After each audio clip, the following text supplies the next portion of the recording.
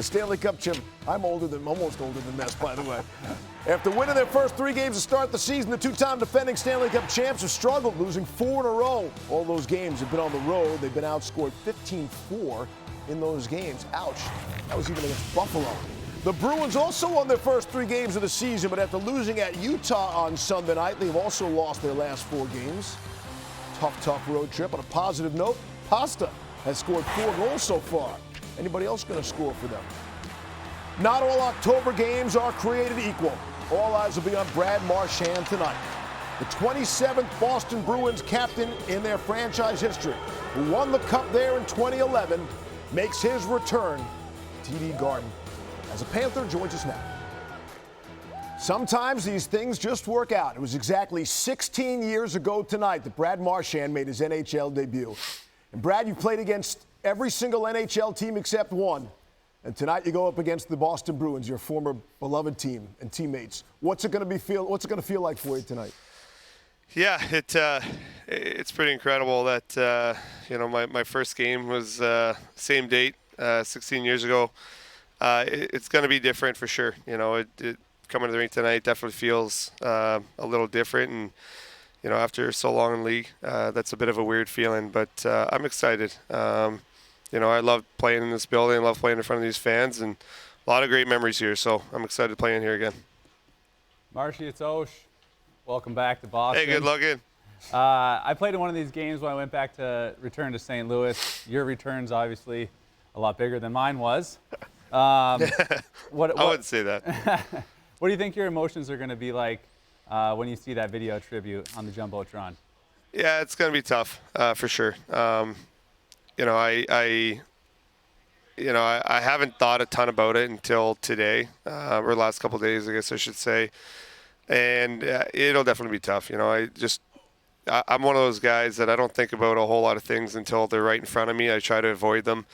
But when I think about it, it definitely, it hits home. The memories start kind of pouring in and going through a lot of things that have gone on throughout the years, and a lot of great memories. All the friendships, even the stuff, away from the rink, the memories and friendships and everything we've made outside of hockey. But all that kind of pours into it, and it definitely hits you. It's obviously we're on a new chapter now, and enjoying every second of that.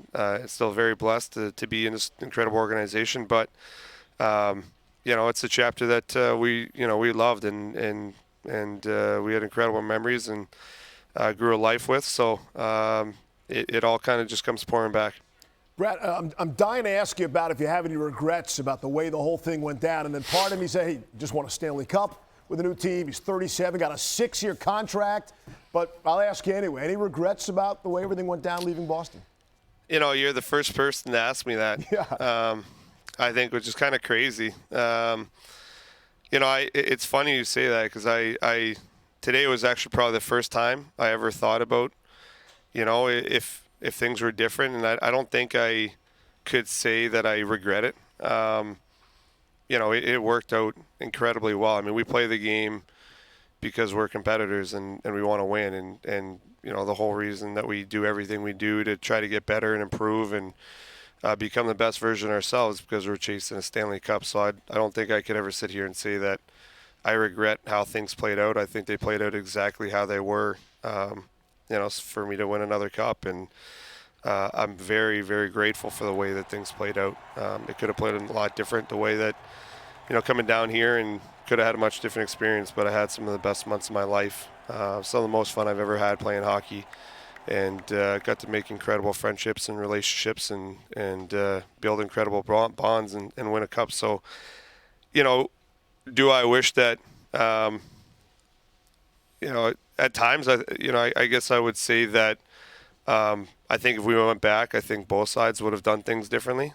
I think is how I would say. I think I let my emotions handle some aspects of the negotiations that maybe I would have done differently if I go back, but I wouldn't go back. I guess if I could put it that way, is I wouldn't do it differently if I could, because my family and I got to live some of the most incredible memories that we'll ever live through together. And one of the things I was thinking of going to the rink today was, the sacrifices that, like my kids have to deal with, and all of us that have kids and play the game realize what those are and the time that we're away. And I think them being there for the cup is what makes it worth it. And, the move and having to go through that to win a cup is worth it. So, if I was in the situation going through it, I would have handled it differently.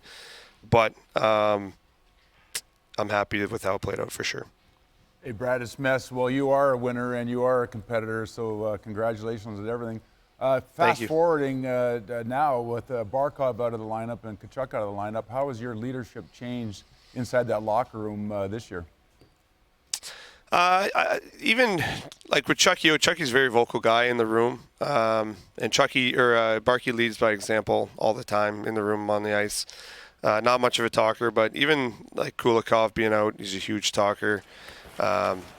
Losing Nate Schmidt last year, a huge talker in the room. So just when you lose voices, I think me being a louder guy and a little more obnoxious, I just tend to try to be a little bit more vocal right now than when all those guys are in the room. There's a time and place for us all to talk and kind of play that role when we're all in the lineup. But for now, I think I bear a little bit more of that burden. But it's something I enjoy doing. It kind of helps me get engaged in the game. So, but I'm not trying to do too much. We got a lot of guys that are great leaders in our room and lead in their own ways. So we're all trying to pick up that a little bit. You dream about playing in the NHL. Save the puck! Brad Marchand gets his first NHL goal. After 39 long years, the cup is back home. The 27th captain of the Boston Bruins. 1,000th game. It's been such a pleasure to be able to watch the growth in this guy's game. Brad Marchand played 619 times, including playoff games, at TD Garden with the Bruins, second only to Patrice Bergeron.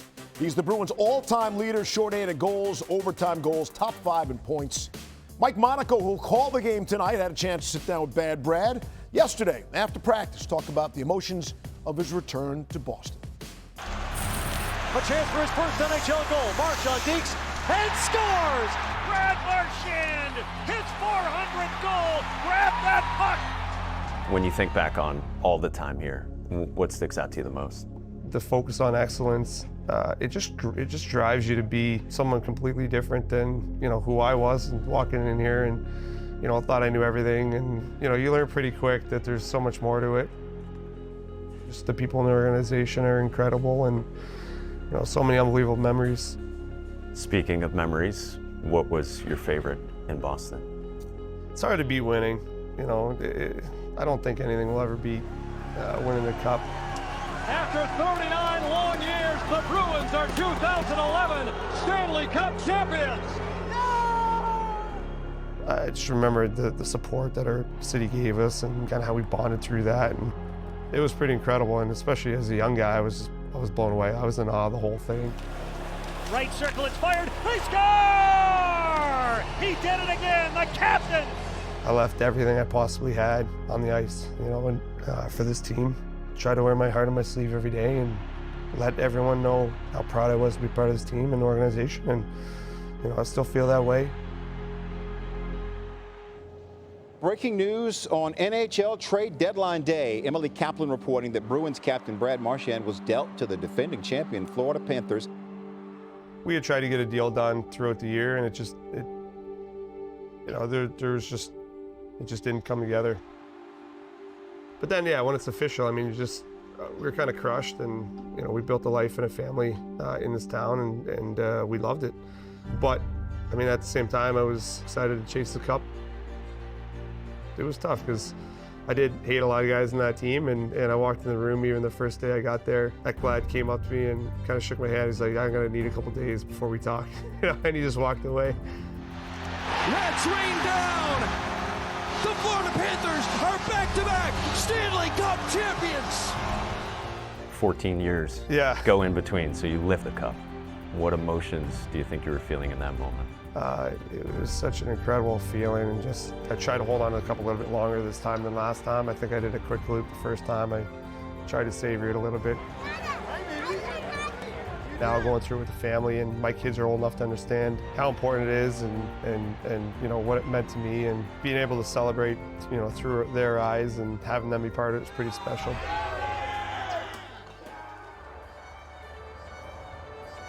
What emotions will you feel stepping onto the ice against the Bruins? I think it'll hit me when I'm on the ice a little bit. You know, it'll be an emotional night, but it'll be a lot of fun. You know, I love playing in this building. It'll be fun to be on the other side of it and competing with my buddies, and it'll be a different dynamic, but one I'm looking forward to.